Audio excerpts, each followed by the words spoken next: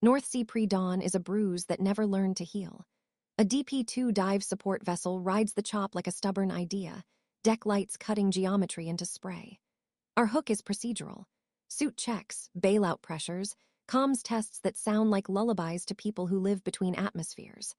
Mara Quinn, saturation diver, level voice, the kind of calm you only get after you've paid for it, walks the umbilical path with a ritual tap-tap of glove to line. Her partner in Bell 1 is Hugh, gaffer, Macri, old-school careful masked as gallows humor. In the control van, Superintendent Leon Idris monitors weather and thruster load, while a client rep in a clean jacket keeps asking if the schedule can flex. The job looks honest on paper. Swap a corroded spool piece on a subsea manifold, retrieve a data pod from an AUV, be back up before the weather line turns from yellow to red. The film centers its stakes in work, not fireworks. We see hot water flowing through suit loops, hear the bellman's patter, watch the bell close with a heavy kiss of trust. Communication keeps rhythm, topside, bell, diver 1, diver 2. The sea answers with its own logic, current shears along the keel, a crosswind that wasn't supposed to arrive until noon, a swell period a second shorter than the forecast. Last Breath lays out its 4 rules quietly and lets you memorize them with your bones. 1. Procedure is religion. 2. Redundancy is mercy. 3. The line that saves you can also own you. 4. The ocean doesn't have a sense of proportion. Descent is a hymn of gauges and math. At 91 meters, voices compress to the recognizable timbre of helium. The camera treats the dark like a character. What little you see is what you're allowed to touch. Mara's job is the swap. Hugh's is guard, light, and tool caddy with a wrench set like rosary beads. Topside, Leon rides the vessel's dynamic positioning system the way pilots ride crosswinds. The DP computers hold station over the template with precise arrogance. A distant weather cell breathes, unnoticed. Trouble doesn't announce, it accumulates. First, the AUV goes offline and pings its location like a lost dog a cable length north of target. Then a thruster load creeps up 0.5% and won't creep back down.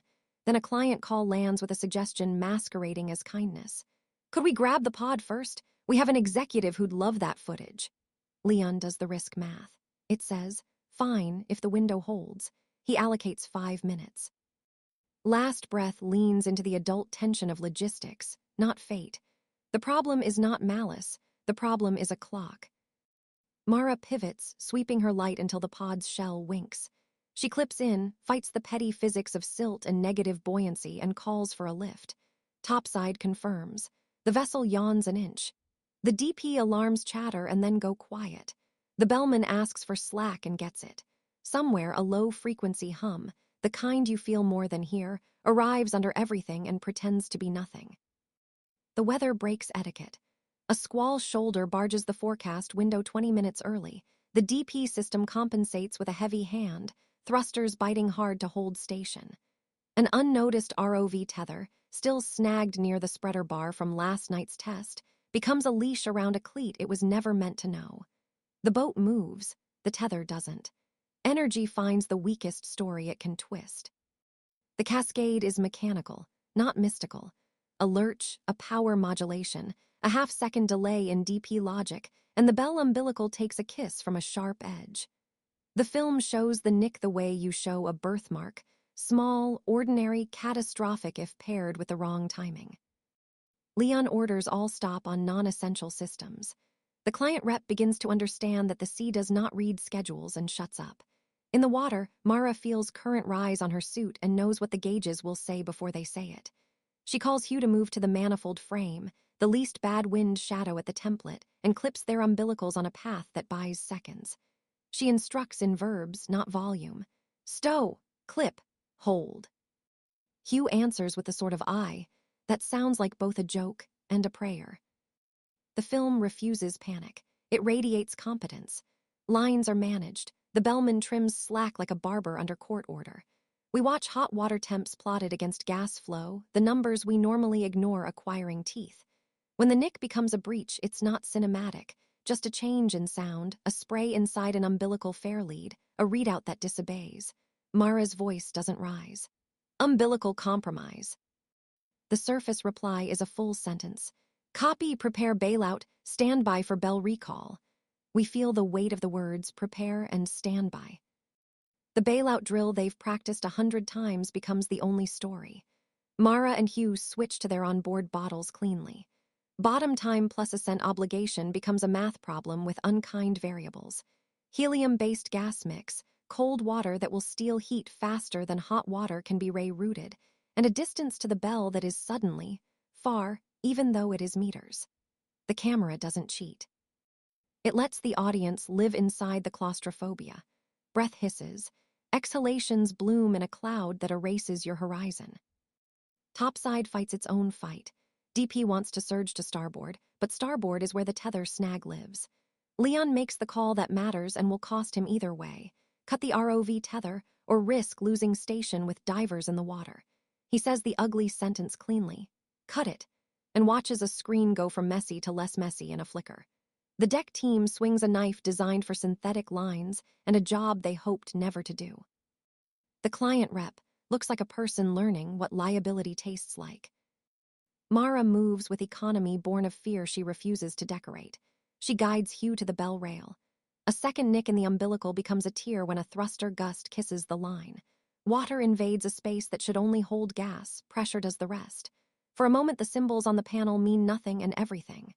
We're on bailout, she says for the record. She is also saying it for herself. Hugh's breath rate climbs. He makes it slower because she says, breathe with me. The film shows that intimacy without romance, the way life workmates sometimes love each other, in counts and commands that keep pulses from becoming eulogies. A tool bag unlatched by that extra gust floats like a cruel coin toward darkness. Inside it, redundant slate, spare spanner, faith. Hugh grabs and misses. He laughs, a small helium-edged bark. Next round's on you, Quinn. The humor is oxygen that doesn't show on gauges. Last breath approaches its boundary with a triptych. Below, two divers making distance into choice. In the bell, a bellman counting seconds against procedures that were written by survivors.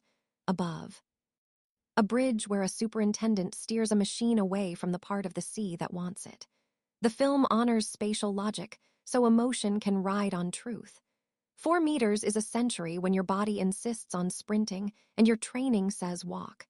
The bell's light looks like a lie until it is.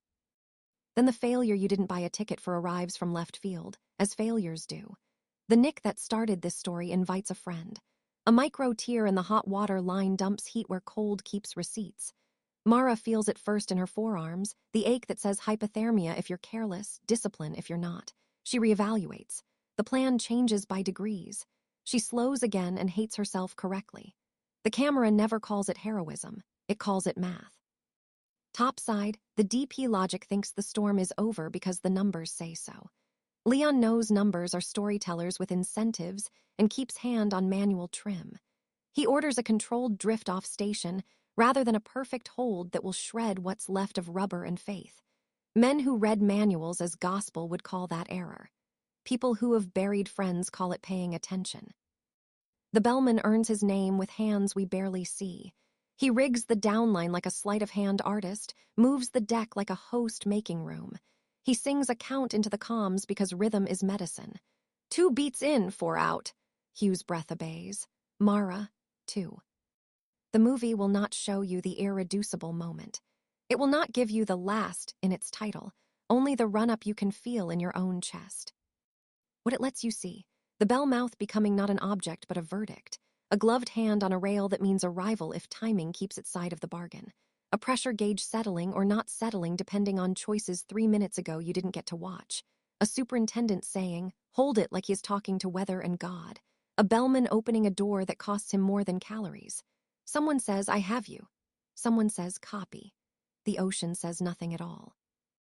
After this, the feature earns the answers about what fails, what holds, and who walks out of chamber alive enough to pay for this day with gratitude or grief.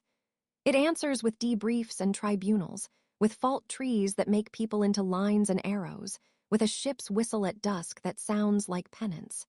It does not cheat the cost. The afterimages we're allowed to carry are the small ones that make survival and loss both bearable. A coil of umbilicals stamped out of service and kept anyway in a locker, as relic or warning, you decide. A coffee ring on a DP console beside a post-it with a name that will keep being said on birthdays. A dive slate smudged by hot water and stubbornness that someone tapes to a van wall because it captured a plan that worked once. A bell light tested on deck at noon, burning without drama. A hand hovering over a line check, paused for a breath longer than the manual requires. Last breath is not about miracles. It's about competence under an element that doesn't negotiate. It trusts procedure enough to make it exciting and trusts audiences enough to know that a hiss in the dark can be louder than an explosion. If you want the literal outcome, who surfaces, who doesn't, who gets blamed, who gets changed, those live in the film.